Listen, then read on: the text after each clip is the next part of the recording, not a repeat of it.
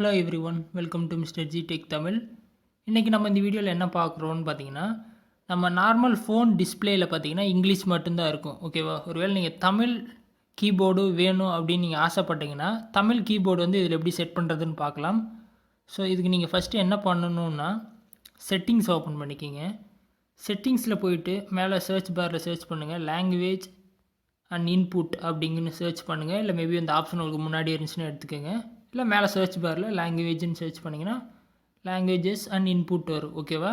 இதில் பார்த்தீங்கன்னா virtual keyboard அப்படின்னு ஒரு பட்டன் கொடுத்துருப்பாங்க. கீபோர்டு அண்ட் இன்புட் மெத்தட்ஸில் வந்துட்டு விர்ச்சுவல் கீபோர்டு, அதில் பார்த்தீங்கன்னா Gboard இருக்கும், கூகுள் வாய்ஸ் டைப்பிங் இருக்கும். Gboardக்குள்ளே போங்க.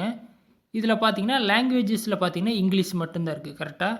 சப்போஸ் நம்ம கீபோர்டு லாங்குவேஜ் என்னென்னு பார்த்தீங்கன்னா இங்கிலீஷ் மட்டும்தான் இருக்குது. இதில் கீழே பார்த்தீங்கன்னா ஆட் கீபோர்டு அப்படின்னு கொடுத்துருப்பாங்க.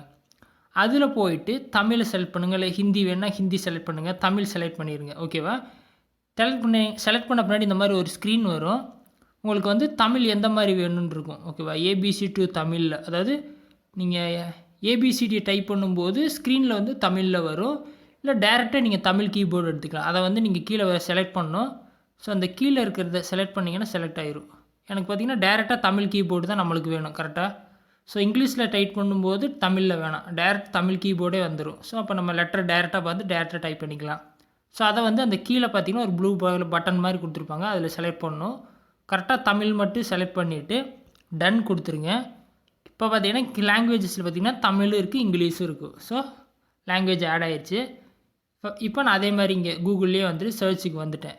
சர்ச்சுக்கு வந்த பின்னாடி பார்த்தீங்கன்னா புதுசாக ஒரு பட்டன் இங்கே ஸ்க்ரீனில் வந்திருக்கும். டிஸ்பிளேயில் கீழே பார்த்தீங்கன்னா ஒரு எர்த்து மாதிரி ஒரு பட்டன் இருக்கும். அதை லாங் ப்ரெஸ் பண்ணனா சேஞ்ச் கீபோர்டுன்னு வந்துட்டு தமிழ் வரும். தமிழ் கொடுத்தீங்கன்னா தமிழ் லாங்குவேஜ் வந்துடும். கீழே பார்த்தீங்கன்னா ஒரு உலக உருண்டை மாதிரி இருக்கும். அதை லாங் ப்ரெஸ் பண்ணிங்கன்னா நீங்கள் லாங்குவேஜ் மாற்றிக்கலாம்.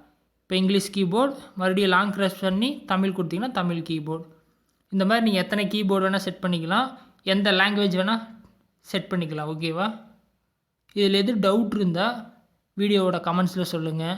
ஃபஸ்ட் டைம் சேனலில் வந்திருந்தால் சப்ஸ்கிரைப் பண்ணி சப்போர்ட் பண்ணுங்கள்.